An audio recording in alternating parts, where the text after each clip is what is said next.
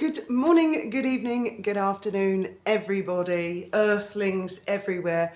Firstly, I've got to say I love you guys so much. I've been reading your comments on last night's video. Whether you agree with me or disagree with me, you give me food for thought and really stretch my mind, and you put it so nicely. There was only one comment, which I'll come to in a bit, that worried me a little bit. But anyway, so we're going to talk all about you guys. A lot of people have said, why is Sarah trading off her titles, right? There's a big difference between the Duchess of York and Duchess of York. One is married, current working title, royal family.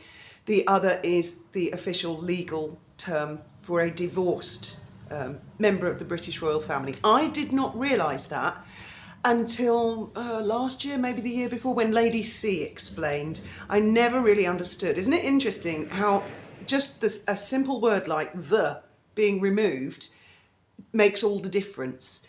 As far as trading off titles, I mean, the girl had to earn a living to pay for herself. She didn't get a very large divorce settlement.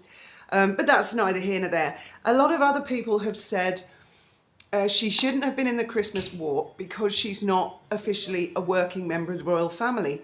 Well, the Christmas walk is nothing to do with official duties. Sandringham is a private estate owned by the Windsors.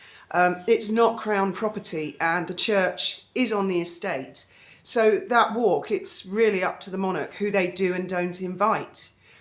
Some other people said, by saying that Charles is kind, am I saying that Elizabeth was cruel? No, not at all. Queen Elizabeth II was from a different era, representing a different portion. And some of you have also told me, I didn't know this, that Our Late Majesty said that Sarah can be buried at Frogmore. So, and also the corgis, of course, we all know, Andrew and Sarah looking after the corgis. So it's really important people understand that Sandringham is not crown property. Okay, that is not the government. That's private property. The fact that the royals allow the press to come in, that's just an added bonus. That's just kind. But I mean, if people feel that that's an effrontery, perhaps the king should just say, well, sod it, then it's back to private family business. I don't know. Someone else said, interestingly, why do the sugars... Oh, and someone asked why I call them sugars. Not about anyone else. I call them sugars because it's an ironic title for a bunch of bitter little online terrorists that are fanatical fans of Meghan Markle, who will not accept a word of criticism about her. Not even a tiny weeny bit. Thou shalt worship Meghan. So I call them sugars because they are far, far from sweet. But this person said, why do the sugars want Meghan to go to the Christmas walk and be with the royal family when they're racists and have clearly been mean to Meghan? Excellent question. And I can answer that in the same way that Disney did. Because Meghan needs the royal family a whole hell of a lot more than the royal family needs Meghan. Remember that? Meghan needs Disney more than Disney needs her. Somebody else in the comments was talking about, I guess they support the idea of a republic community, not Republican Party, of not having a monarchy. That's basically countries that don't have a monarchy are called a republic. And this person said they came from, they're in Australia, so hello Australia, and that they don't like the tiaras and the curtsying. Well, the curtsying, that's, I mean, in this day and age, it's literally a formality and just a sort of a polite thing. A bit like saying please and thank you. As for the tiaras, oh no, I can disagree more. I love the tiaras. They're one of my favourite parts. And one of my favourite things about them is that you get to see them on different women. Over the years, there are photographs of Queen Mary wearing the same tiaras that then the Queen Mother wore, and then Our Late Majesty, Princess Diana, Catherine. Sadly, Meghan never got to wear a tiara. sore point, so we won't go on about that. And we all have family heirlooms. I mean, I've got family heirlooms. I've got my mum and dad's little desk. It's a little tiny desk on the boat. And I absolutely treasure heirlooms. And I think that makes the royal family even better value. It's not like they're going out buying new tiaras all the time. They're full of second-hand hand-me-downs, aren't they? So I love all that. And I love glitz and glamour. And I love individuality. I'm from Brighton. People can wear what they like in that town. Trust me, nobody stares, nobody cares. Aliens could land in Brighton and no one would take any notice at all. I love seeing people being individual. I mean, where does it stop? Pol Pot with his democratic and only party in Cambodia, where everybody had to wear the same colour, work in the fields, be the same. Oh yeah, that worked out really well, didn't it? Wasn't it 1.5, 2 million people starved to death, malnutrition and stuff?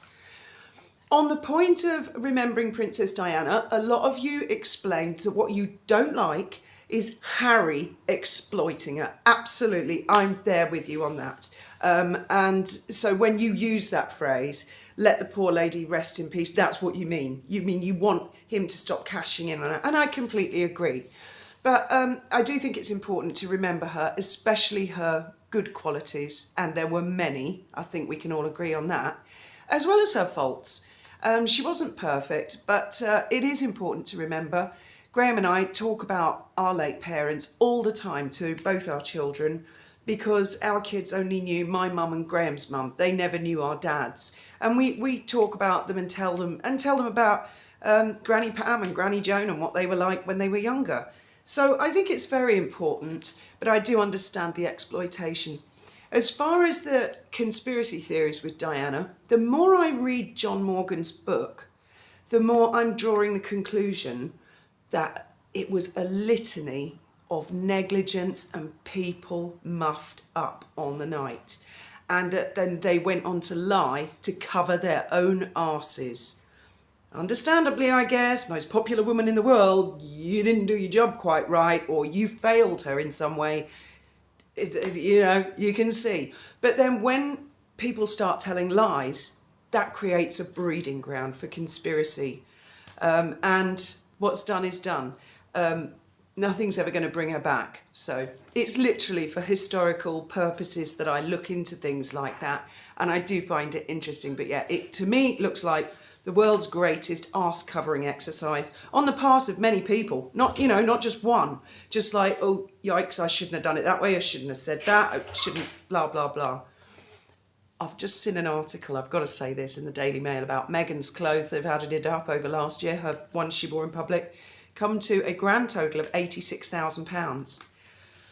Well, I've got to say, how the mighty have fallen, wouldn't you say? And the one comment in the last video last night that I really didn't like was somebody said, cancer is karma and Sarah deserves it. May God forgive you. I really don't think you understand what you're saying there. Cancer is not karma for anything of any sort. Cancer is a medical condition that unfortunately a lot of people get. And I think that's a terrible thing that you said. I haven't deleted the comment and I haven't blocked you because I do believe in free speech.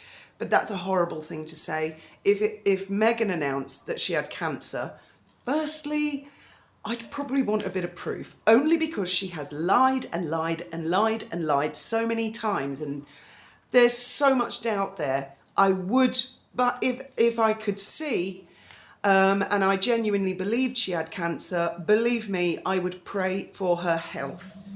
You can never say that someone deserves cancer. You just can't. You can't say that.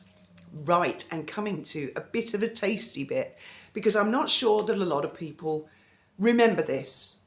One of the things that Sarah Ferguson was caught out with was the fake shake and offering introduction to Andrew in exchange for money. Now let's look at the fake shake, shall we, for a minute, because I think this is going to shock and horrify a lot of you. He's called Mazhar Mahmood, and He was a I don't know if he's a journalist now, was a British journalist, and he'd dress up as a sheikh with a briefcase full of money with a hidden camera inside it. He targeted 3 members of the royal family. Sarah Ferguson was one, Sophie, the Duchess of Edinburgh, was another, and the Princess Michael of Kent was another. Now I'll go further and tell you something else about this fake sheikh. He worked with Southern Investigations. He admits that. And if you look up a gentleman called Daniel Morgan, you'll see that Daniel Morgan was the founder of Southern Investigations. He took on a business partner and very quickly discovered he didn't like this business partner's tactics and how he went about things.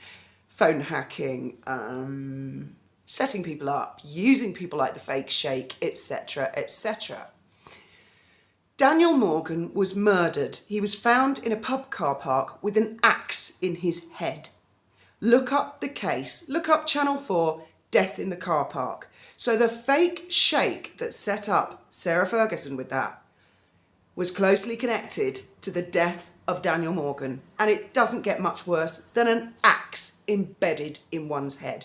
So just think about the journalists and the tactics and what may have gone on behind the scenes.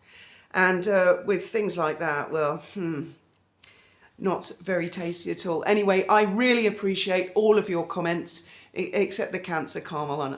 I really didn't like that. But all of your comments, whether critical, whether you agree with me, disagree with me, and I think you're each and every one of you wonderful. And I have thoroughly enjoyed reading your comments this morning. I'm so blessed I can read comments and I'm not in that weird ring of steel in London. Anyway, thank you very much for listening, and as always,